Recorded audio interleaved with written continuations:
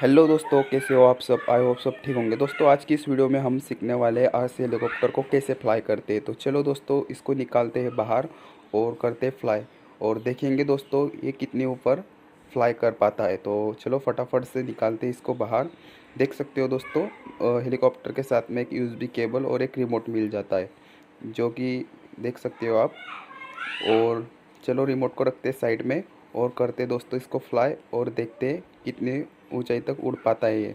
तो देख सकते हो दोस्तों, इसका बटन यहाँ पे है ऑन ऑफ का। तो चलो करते इसको स्टार्ट और देखते हैं उड़ आगे।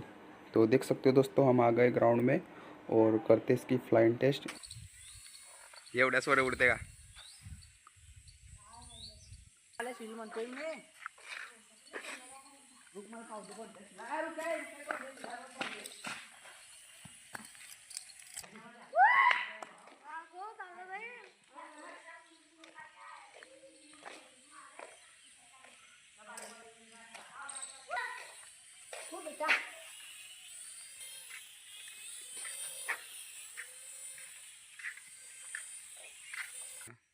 कर।